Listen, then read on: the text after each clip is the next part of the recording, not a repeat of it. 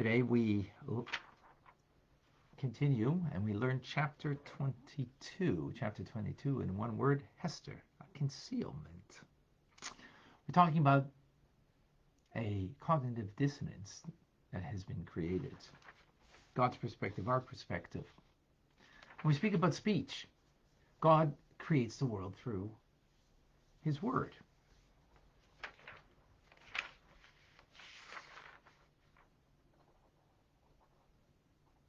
Second.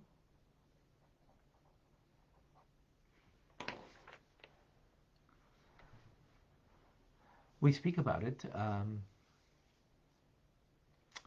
about speech, and the purpose of speech is to reveal.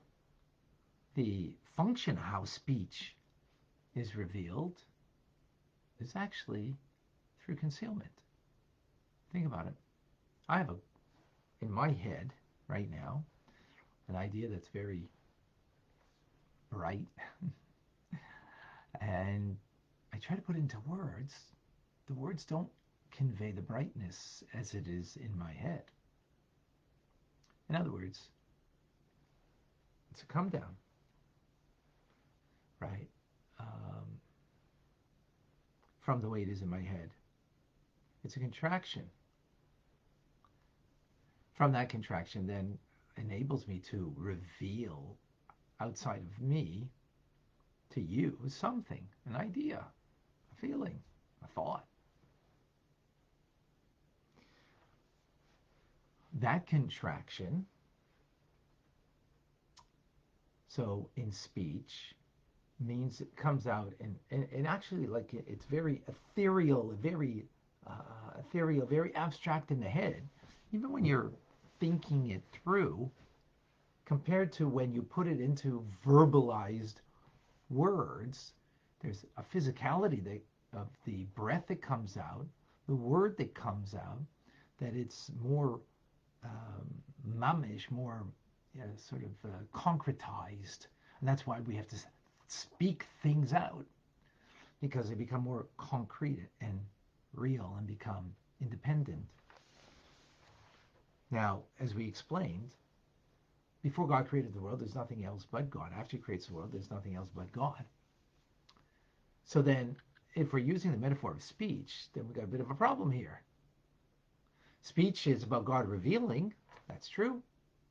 There's a revelation of God. But it's not something outside of Him, not something independent of Him. Well, if that's the case, then speech is not really, the perfect metaphor for God. Because it does reveal, but it's not separate from Him. Because there's nothing separate from God. Everything is unified in one with Him. So we said, therefore, speech ultimately comes from one's feelings and one's intelligence, in perspective, meaning it comes from a place beyond language. We express it in language, but it's beyond language, where it comes from. There, it's completely nullified. The word, my word, word, take that one word, where it comes from my emotions, from my intelligence. It's completely nullified there. Well, that's the way the Word of God is. Once He creates something, it's still a part of Him and not separate from Him, just as the Word is a part of me in its original source. So we're still in our original source within God. So now how we understand this metaphor then of God speaking, or I don't know if metaphor, well, maybe speak more about that later. The Torah does use this language, employs human language, and says the Word of God. And it's actual speech. So if it's speech like the human beings, so then that's where we have our problem. So the alternative says, well, it is still the Word of God, and there is something separate that comes from the Word of God.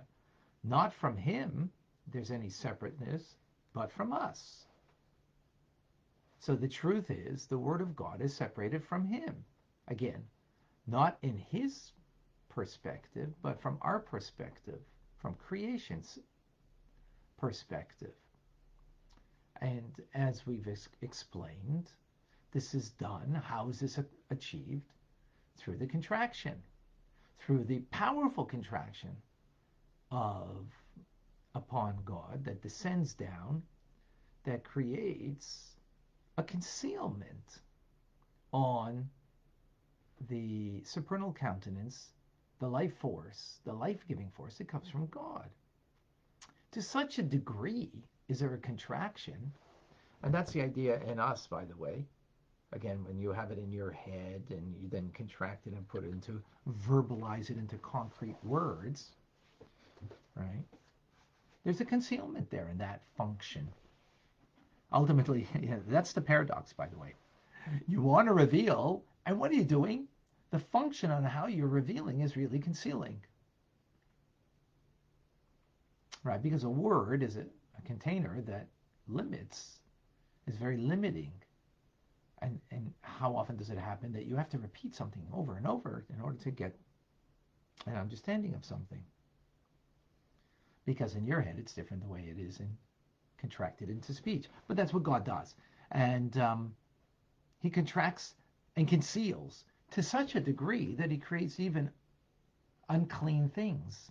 Klipa, sitra acher, klipa, the shell that covers over on His light and life. Sitra acher, the other side. And they receive where do they receive their vitality from? So as we've mentioned many times, it's not from there's no two forces within creation. It's just one force. It's from God. And this is called then, where the term is called Elokim Acherim, other gods. What does it mean, other gods? It means the life force of God hovers over in a way that you don't recognize that it is their vitality. But there's God. But there's other things too. There's other realities. There's other beings. And therefore, yes, recognize God, but there's me too. That's where the vitality is. That's what is produced, and this is coming because now it's coming from the Achorayim, the hind part of the divine will of God, meaning external, superficial aspect of the divine will, a means to an end rather than an end in itself, as we'll explain more shortly.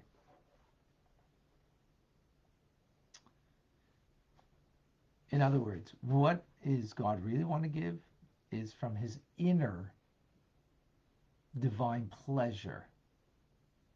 That's where He wants to give His vitality. Where does it come from? When it's coming to create things that are klipa, sitra acher, the shell that covers over, because of that contraction of the light to such a degree that the life force isn't coming from His countenance, from His face, as it were, figuratively, right? Not from the inner aspect of His desire, but it's coming from the external, not from an end in itself, but a means to an end. The metaphor the Alter Rebbe uses, and something we've learned before, it's like what you give to your enemy. You have to, sometimes in business, you have to give an enemy a gift. And what do? You throw it over your shoulder, and you don't look the person in the eye. You don't give it willingly, but you're compelled to. So this is the metaphor that God is compelled. That's why it's an external will, because it's a means to an end. Anytime you do something that is not as an end in itself, but a means to an end, that means you're compelled. You're compelled by something to do that, right? Well, because of business, so I got to sit down with this guy and talk business with him, even though I don't like the guy. But I'm compelled to, because of, for the betterment of my business. Right. Now, obviously, a person can choose. We're using this by way of metaphor, so don't come up and say, well, you don't have to. Yeah, of course, but in the metaphor, you have to. Otherwise, we don't have a metaphor, right? So you're not giving of your inner self. It's all external. It's all a means to an end, right? Because and then and in that sense, in the metaphor, you're giving less of yourself. It's a contracted. It's you're not looking person like you're not looking the person in the eyes. You're looking away from the person. Again, I'm using this all by way of metaphor. The Alter Rebbe is using this, so please understand that. The term countenance, which means face of God, right, represents the inner quality of the supernal will of God, that it's his true desire, meaning it is an end in itself, that he wants to give life because he wants to give life because this is something that he desires, truly desires. That's holiness. But Sitter Acher, the other side of holiness, is something God hates. He doesn't want. He doesn't give it because it's his inner will, true desire, because that's what he delights in. But again, as the metaphor, unwillingly, he throws it over the shoulder, as it were, to the enemy. Why? Well, ultimately, the bad people should get what is their just desert, and good people should get, a rich reward for choosing not to get their vitality from such a place, from Sitra Acher, from other gods, but to get it directly from God, from his inner desire, inner will. Right? Now,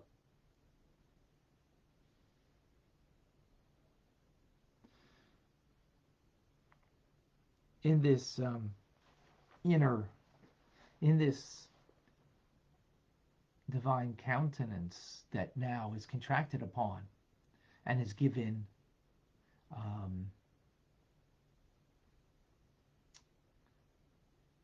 in understanding the way it is above, it means that the divine will of God, the source of life, is then only encompassing from above and is giving a minute measure of light to be absorbed internally into the klipa, into this negative place. That negative force then, right, it becomes a negative force. Why? Because it becomes now that light of God that is minimal in that person or in that thing, or is absorbed internally in a minimal way, is actually an exile. And this is the other meaning of other gods, which constitutes idolatry itself, denial of God. In the first instance, it was not denial of God, but God is beyond, but I'm also something. But here it is, by way of metaphor, like an eagle that soars aloft, that I am, and there's nothing besides me.